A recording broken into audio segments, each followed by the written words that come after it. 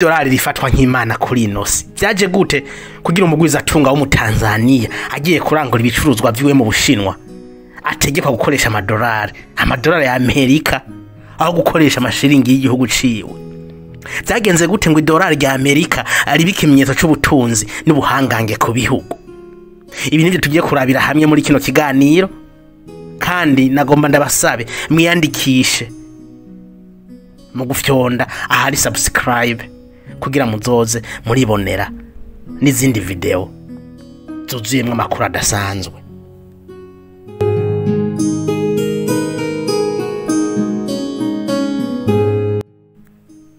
Inyuma y'intambara ya kabiri y'isi yose mu mwaka w'igihumbi kimwe amajana 1944 ibihugu vyinshi vyateraniye mu nama yabereye i Bretton Woods mu ntara ya New Hampshire mu gihugu ca Leta Zunze Ubumwe za Amerika.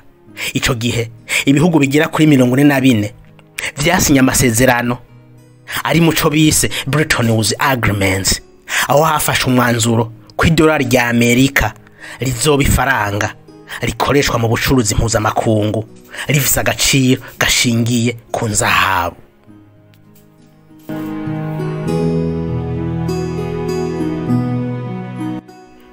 Imwe mu ntumbero nyamukuru z'inama kwari gushinga ikigega mpuzamakungu gishinzwe iterambere International Monetary Fund hamwe ni banki y'isi. Izi nzego zibiri zashinzwe kugira ngo zifashe mu gucunga no gufata mu mugongo ubutunzi bw'isi.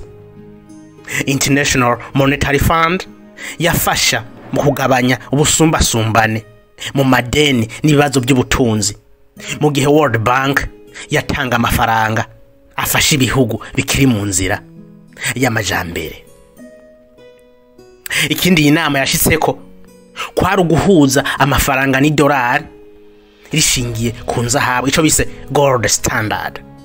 Inama ya Bretton Woods yashizeho uburyo bw'uko idolari rya Amerika rihuzwa n'agaciro k'inzahabu, ari naco catumye idolari rya Amerika ribifaranga ry'ubutunzi riguma rifise agaciro mu bucuruzi mpuzamakungu. Nyuma y'iyo nama idolari ryafashe ikibanza gikomeye kubera ko ryari rishobora guhindurwa mu mafaranga yose ku gipimo gishingiye ku nzahabu.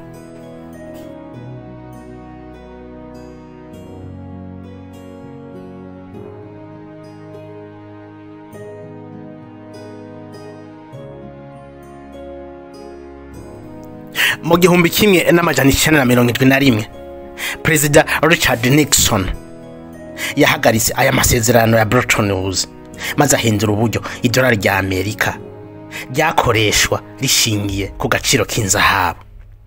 Batanguye gufyatura amadolari menshi maze bituma idolari ritakaza agaciro kageze ku bice 10% mu mwaka wakurikiye, no kuvuga igihumbi kimwe n'amajana 1972.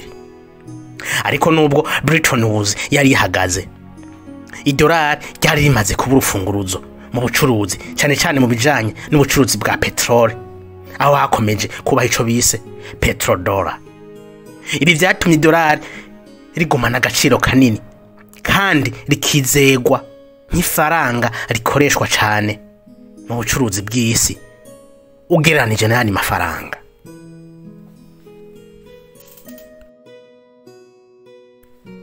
Kukinaho ifaranga rishasha.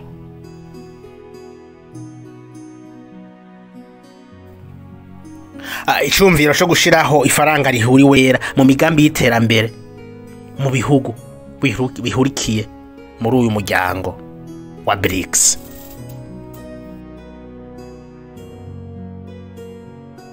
None ni iki kizoba ku idolari rya Amerika? Kubera ko rizwi kw'isoko mpuzamakungu, ariko nibicizere kigabanutse kubera ifaranga rya BRICS, Leta Zunze Ubumwe za Amerika zishobora guhura n'ikibazo gikomeye mu bijanye n'ubutunzi, harimwo iduga ry'ibiciro no kugabanuka k'ubushobozi bwabo bwo gusuma ku rwego rw'isi. Ari ku rwego mpuzamakungu, nipfuza icyumviro cawe aha muri commentaire, kandi akaba ari no ngaha ngejeje kuri uno munsi.